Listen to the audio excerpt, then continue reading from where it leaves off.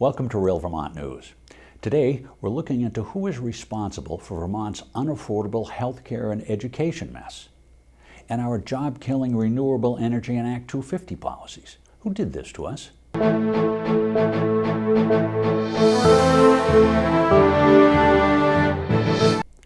The answer is really pretty straightforward.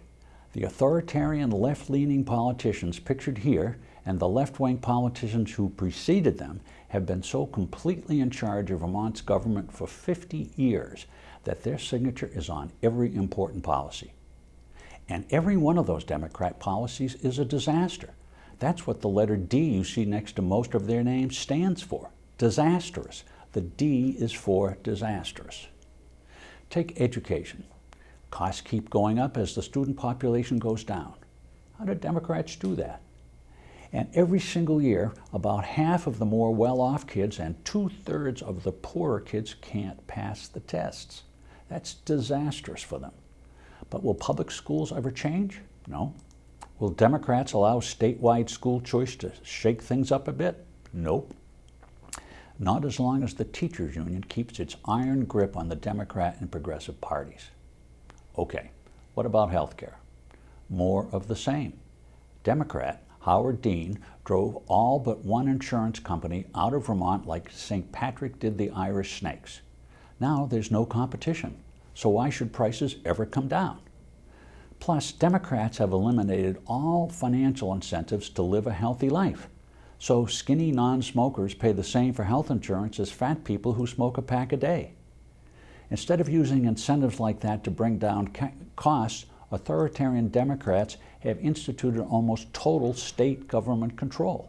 Vermont Health Connect, the Green Mountain Care Board, accountable care organizations, the Blueprint for Health. How's that top-down control working? Are prices going down? Of course not. It's single payer and drag, another disaster. Then, of course, once our far-left politicians had totally messed up healthcare, they took on climate change, with not a scientist among them. And they decided that Vermont, with 5 1/1000ths of 1% of the world's surface, was going to help solve what they say is a global warming crisis by reducing our state's almost non-existent carbon footprint. Really, our forests gobble up almost all carbon dioxide we produce. But these authoritarians insist on ramming windmills and solar panels down our throats so Vermont has bragging rights on the world stage. Don't Democrats know windmills and solar panels need fossil fuel generators to back them up? So the entire renewable energy concept is based on faulty analysis. We gain nothing, and our economy takes another hit.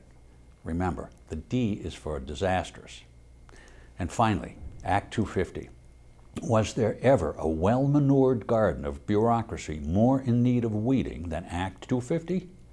Its countless authoritarian enforcers of countless rules have stopped more good projects from being constructed or even considered than any other factor in Vermont.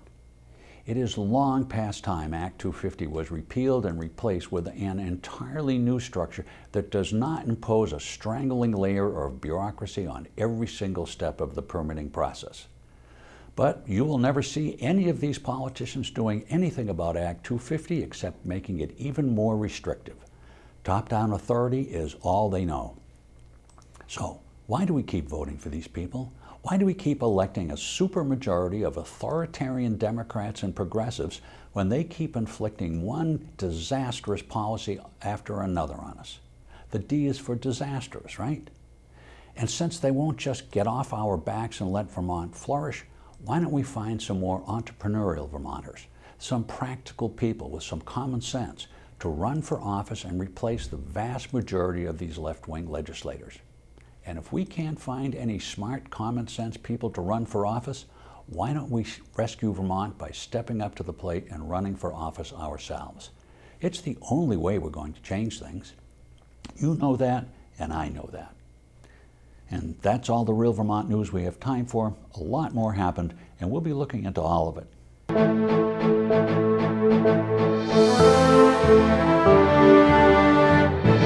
Paid for by Rescue Vermont Political Action Committee. Bob Fernier, Treasurer.